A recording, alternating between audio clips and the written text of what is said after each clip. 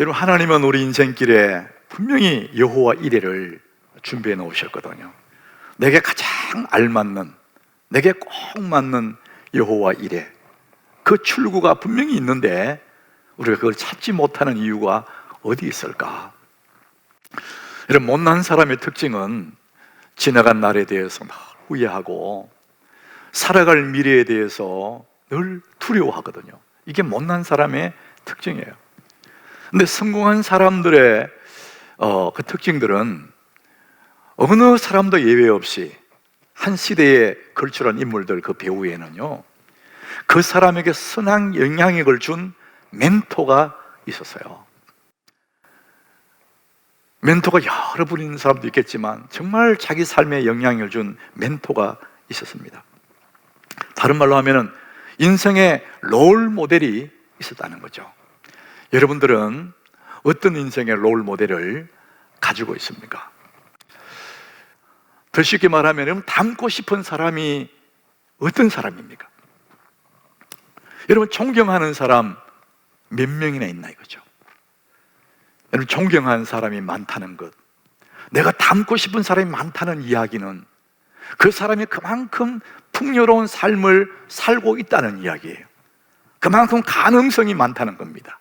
여러분은 닮고 싶은 사람, 내가 존경하는 사람이 얼마나 있습니까? 정말 존경하는 사람이 많은 사람은 그 사람의 삶의 태도가 너무 겸손한 사람이에요. 자기의 태도를 확 낮춰버리니까 모든 사람이 배울 만한 사람이고 모든 사람이 존경스럽다는 것이죠. 그 사람의 인격이 너무 훌륭한 사람이라는 것이죠. 여러분, 우리는 롤 모델, 누군가를 보고 배우게 되는데, 여러분, 성공한 사람도 보면서 배우기도 하지만 때로는 우리는 실패한 사람을 보면서도 배우는 것이 인생이에요. 그래서 예수님은 오늘 이 롯의 이야기를 예수님이 친히 인용하셔서 누가복음 17장 32절에 그렇게 말씀해요. 한 줄로 롯의 철을 기억하라. 롯은 실패의 인생이에요. 근데 그것을 반면 교사로 삼어라, 이렇게 말씀하시는 것처럼 롯의 철을 기억해라, 이렇게 말씀합니다. 이 롯의 가문은, 이 롯의 가정은 처음에는 굉장히 소유가 많았던 사람이에요.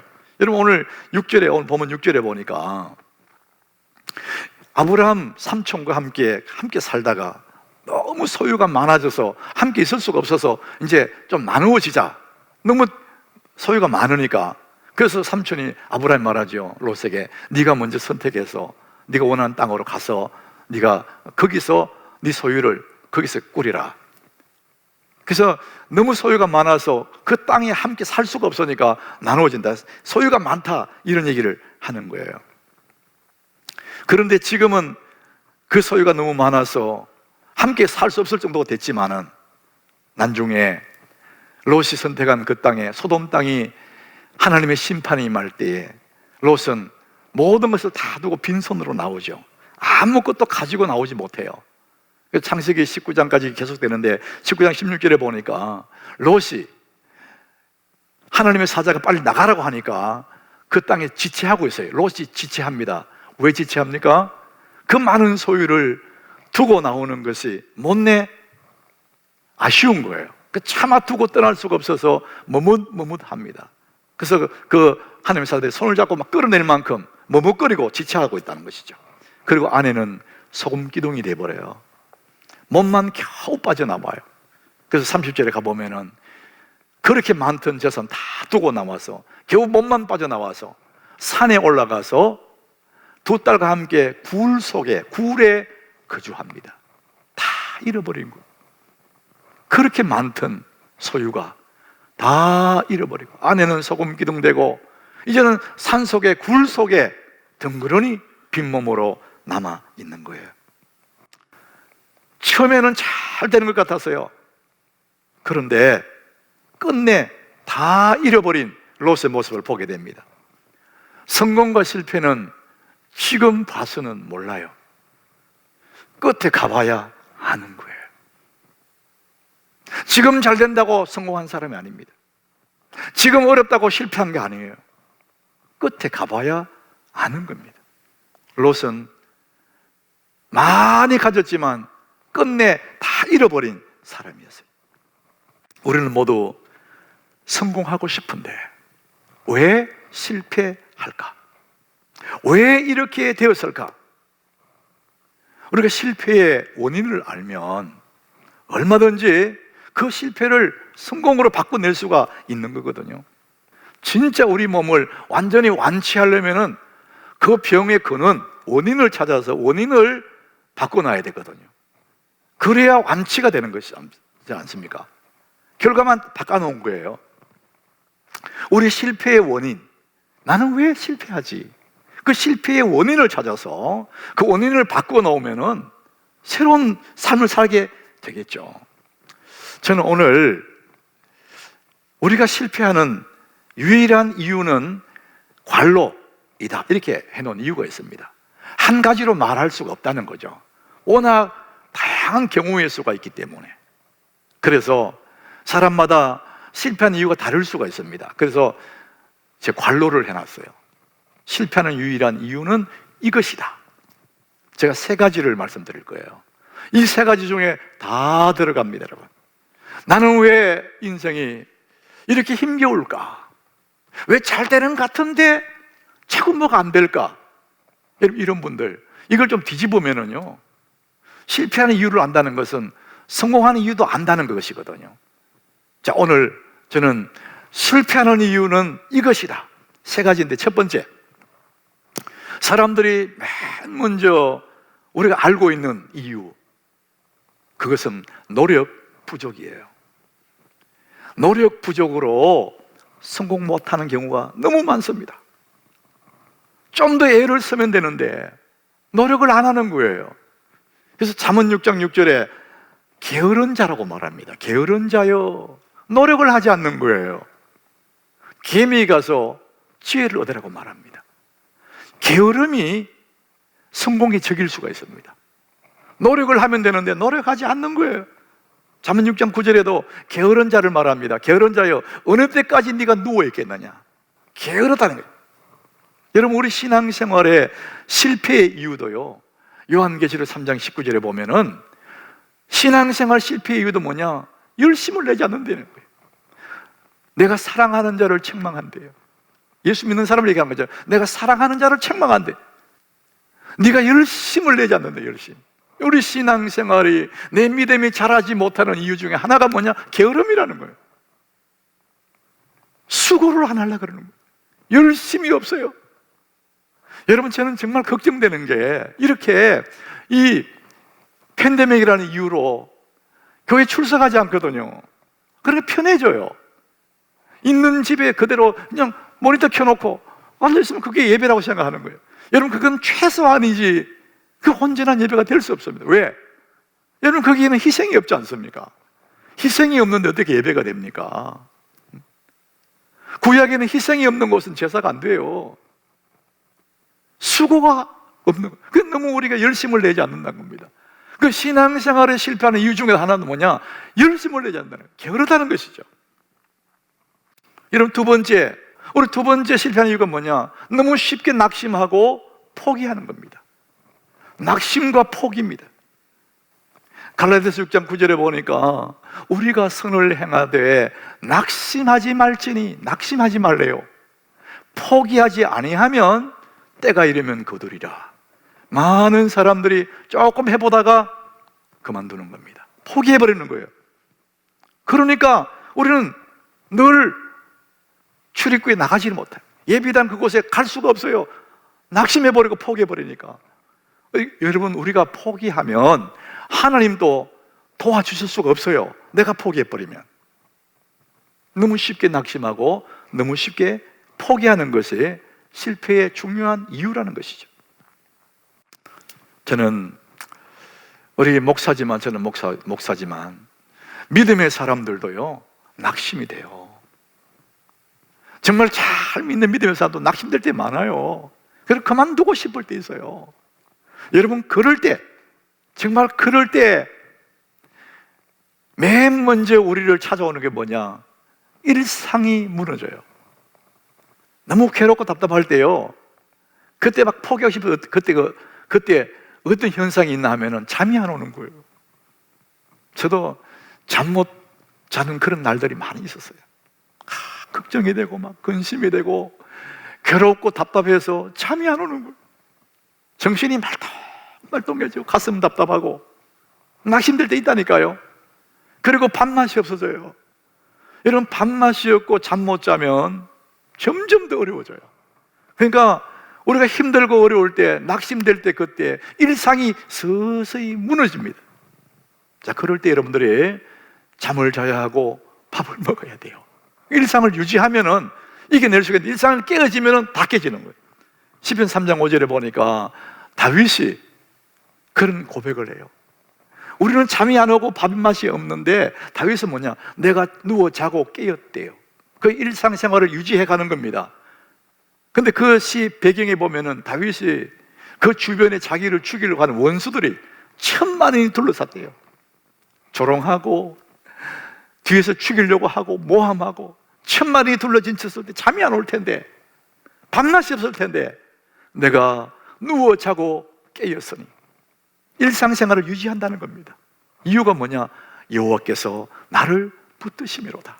여러분, 일상생활을 유지만 할 수 있다면은 포기하지 않을 수 있고 이길 수가 있습니다.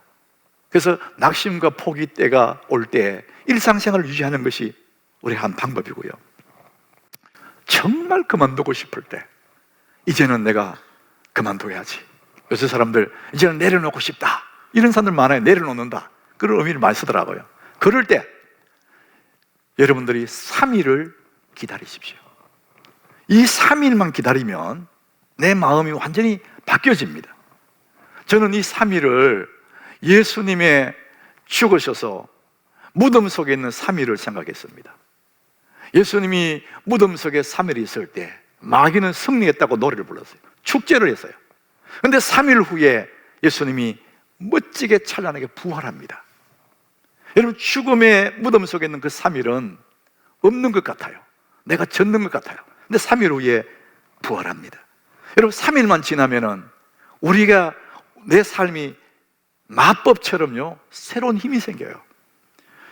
여러분들이 이제 그만둬야 되겠다, 낙심될 때 그때 결정하면 무조건 후회합니다. 반드시 후회합니다. 근데 3일을 기다리면 3일 후에 나도 모르게 다른 생각으로 완전히 바뀌어져 있습니다. 저는 제 목회 여정 속에 그런 경험이 너무 많아요. 너무 힘들 때, 너무 고통스러울 때, 하루 지나고 이틀 지나고 3일 지나면요 내 마음이 다시 새로워지더라고요. 누군가가 내게 아주 힘든 말을 했어요. 아주 괴로운 메일을 나한테 보내. 그 너무 고통스러워. 그때 내가 반응을 하고 바로 답장 써주면은 내가 감당할 수가 없어. 하루 지나고 이틀 지나고 3일 지나면은 내 마음이 새로워지더라고요. 원래대로 다 회복이 되더라고요. 예수님이 부활한 3일, 여러분, 그게 마법의 시간입니다. 3일을 기다리십시오. 그러면은 원래 일상대로 돌아올 수가 있습니다.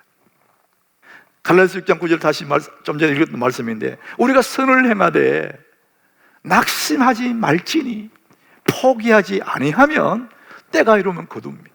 그래서 쉽게 낙심하고 쉽게 포기하기 때문에 우리가 실패하는 거예요. 근데 반대로 여러분, 악을 행할 때는 빨리 포기해야 됩니다. 여러분, 포기할 걸 빨리 포기하지 않으면 점점 어려워지는 겁니다. 그러나 내가 하는 일이 의로운 일이고 하나님의 부끄럽지 않는 일이고 선한 일이라면 포기하지 말고 끝까지 나가는 것입니다.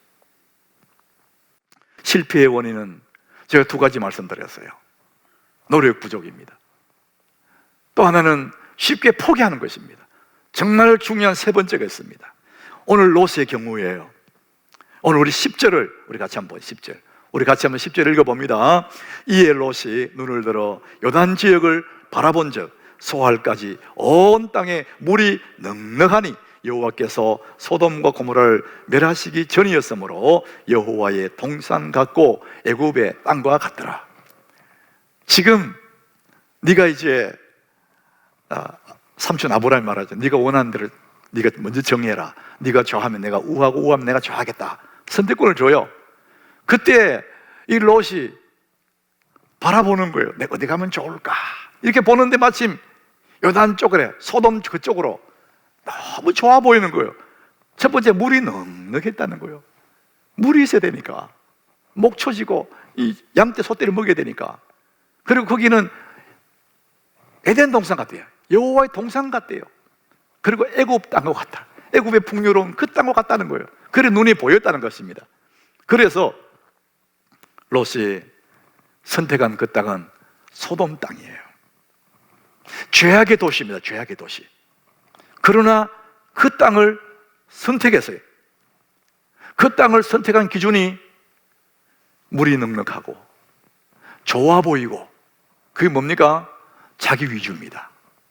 우선 눈에 보이는 그 좋은 것, 우선 내 눈앞에 이익될 만한 그것을 선택하는 거예요. 그것이 롯의 실패로 가는 출발이었습니다. 당장 눈앞에 보이는 좋은 것, 그것을 선택한 거예요. 하나님은 안중도 없고 자기의 이익이 우선됐습니다. 여러분, 우선순위의 문제입니다. 하나님 편을 선택하면 내가 손해볼 것 같지만은 가보면은 손해보는 게 아닙니다. 그런데 우선 내가 이익되는 것 같고 내 중심으로 선택하면 우선은 좋아지는 것 같은데 가보면은 결국은 롯과 같은 그런 모습을 우리가 보게 되는 것이죠. 우리가 이사를 갈 때 무엇을 고려합니까, 여러분? 여러 현대인들이 이사를 많이 가지 않습니까? 롯이 이사를 가잖아요. 뭘 고려했습니까? 당연히 눈앞에 있는 것, 자기 이익되는 것, 하나님과 전혀 상관없는 자기 위주로 선택했거든요. 우리 사랑하는 교우들, 우리가 이사도 가고 이사도 오고 하는데 이사 갈 때 사람들 가장 먼저 고려하는 것이 뭡니까? 집. 어디 당첨됐다는 거예요. 저 멀리 있어도 아이고 그 아파트 당첨됐다, 그래서 이사 가는 거예요. 그게 뭡니까? 내 이익을 고려하는 겁니다. 교회는 멀거나 말고 상관없어요. 그냥 가는 거예요. 직장이 저쪽에, 직장이 좋은 직장이 되었어요. 그러면 그쪽으로 가버리는 거예요. 언제나 우선순위는 하나님 밀리고 자기 자신이 우선순위예요. 좋아 보이잖아요. 멋져 보이잖아요. 여러분, 우리가 어떤 일을 결정해 갈 때 이 시대가 참 변화무쌍한 시대니까 저는 이사 가지 마라 그런 말 하는 게 아니에요. 우리가 한 번쯤은 우선순위에 하나님의 입장에서 선택해야 되는데 언제나 롯과 같아요. 눈에 보인 좋은 대로, 물이 좋으니까, 목초지가 있으니까, 애굽 땅과 같으니까 자기 이익만 생각하는 거예요. 그러니까 우선은 잘 되는 것 같은데 가보면은 별거 없어요. 돌고 돌아오는 거예요. 여러분, 저는 목사이기 때문에 목사는 이사 갈 때 이유는 딱 한 가지밖에 없어요. 교회, 오직 교회입니다. 교회 옆에 이사 가는 거예요. 하나님 부르시는 그 교회, 그 곁에 내가 이사 다 버리고 가는 거예요. 여러분은 성도이기 때문에 그렇게는 못할지언정 언제나 내 삶이 이상한 일이 아니라 뭐든지 먼저 하나님 입장에서 생각해 봐야 됩니다. 내 이익만 선택하지 말고. 사람들이 자꾸 눈앞에 것만 보는 거예요. 멀리 볼 줄은 모른단 말이죠. 여러분, 롯과 아브라함의 차이가 뭡니까? 롯은 실패한 사람의 모습이에요. 아브라함은 성공자의 모습이에요. 여러분, 롯은 자기 마음대로 선택했습니다. 자기 생각대로 선택했어요. 아브라함은 하나님 따라갔습니다. 우선순위가 다른 거예요. 사람이 우선순위가 바뀌면은 뭐 아무리 해도 안 되는 거예요. 우선순위 첫 번째가 하나님이에요. 우선순위가 교회입니다. 교회. 하나님 말씀이죠. 여러분, 우리가 따라야 할 진정한 본이 있습니다. 내가 바라봐야 할 인생의 롤모델, 그분은 예수님이지 않습니까? 그 예수님을 따라가는 것이 내 삶에 얼마나 큰 복인지 몰라요. 저는 새벽에 여기 와서 우리 교육자들과 함께 새벽 예배를 할 때 몸은 여기 와 있지만 궁금하더라고요. 어떤 분들이 새벽 예배를 하고 있는지. 그래서 스마트폰을 열어서 이렇게 보니까 그 새벽에 이름이 쭉 올라오잖아요. 누구누구죠. 너무 반가운 거예요. 내 마음에 너무 사랑스러운 거예요. 이분들이 이 새벽에 깨어서 예배하고 있네. 얼마나 많은 올라오는지 몰라요. 축축축 계속 올라가는 거예요. 그 중에 또 내 마음을 확 사로잡는 그런 눈이 띄는 사람이 있는데, 청년교구 누구 이렇게 하잖아요. 그게 너무 내 마음에 감동이 되는 거예요. 이 보석 같은 사람이구나, 이거. 새벽 이슬 같은 청년이네. 우리 이제 교우들이 그걸 보고 있다가 이 청년 딱 눈길을 주고 딱 붙잡아가지고 며느리 삼든지 사위 삼아야 돼. 그런 사람. 여러분, 새벽을 깨울 수 있는 사람은요, 못할 게 없어요. 새벽을 깨울 수 있는 사람은 세상을 정복할 수 있는 사람이거든요. 예수님, 우리 인생의 롤모델이 예수님이 그러하셨습니다. 마가복음 1장 35절에 보니까 예수님은 어느 날도 달라지지 않습니다. 매일 새벽 아직도 밝기 전에 예수께서 일어나 나가서 한적한 곳으로 가사 거기서 기도하셨대요. 예수님은 하나님이시죠. 그분이 기도할 이유가 없어요. 그런데 우리 인생의 롤모델로 보여주신 것이죠. 새벽에 일어납니다. 그리고 있는 그 자리가 아니라 한적한 곳으로 가요. 그곳에서 기도합니다. 여러분, 할수 있으면 내일부터 새벽에 이쪽으로 나오시는 게 좋습니다. 자리를 옮기지 않으면 이게 사람인지라 교회에서 기도하는 것과 집에서 기도하는 게 좀 다를 수 있어요. 예수님이 우리에게 보여준 그겁니다. 아직도 밝기 전에, 해가 떠오르기 전에, 하루 일을 시작하기 전에 일어나셔서 한적한 가서 거기서 기도하시는 겁니다. 그게 다 기도로 깨어있는 겁니다. 그래서 이것을 한마디로 말하면 기도보다 앞서지 않기. 따라합시다. 기도보다 앞서지 말자. 이게 뭐냐? 하나님보다 앞서가지 않는 거예요. 기도보다 앞서지 않기. 여러분, 어떤 일을 시작할 때 기도보다 앞서면 안 됩니다. 그러면 불안해요, 우리가. 그런데 어떤 일도 기도하고 그 일을 진행하면요, 결과는 아름다워요. 기도보다 앞서지 않는 것. 하루 일을 시작하기 전에 기도보다 하루를 시작하지 않는 것. 내 삶의 우선순위에 나는 주님 따라간다. 기도보다 앞서지 않겠다. 그래서 우리가 이런저런 일을 만날 때마다 늘 기도하면서, 그리고 그 상황에서 예수님이면 어떻게 하셨을까? 여러분, 그 책도 있지 않습니까? 예수님이라면 어떻게 하셨을까? 이런 질문을 자기 하면서 예수님 마음으로 그 일을 한번 바라보는 겁니다. 예수님이면 이 일을 어떻게 처리하셨지? 여러분, 그 생각하면 분명히 답이 나와요. 구원받은 사람이 성령의 감동으로 예수님이라면 이 일을 어떻게 했지? 한 번쯤은 멈춰서 질문해 보면 바로 내 마음에 답이 나옵니다. 우리를 그래서 주님 따라가는 것이 얼마나 좋은지. 누가복음 22장에 42절에 예수님이 평생을 우리에게 보여준 모습이 있습니다. 내 원대로, 아버지 원대로. 이 두 개가 있는 거예요.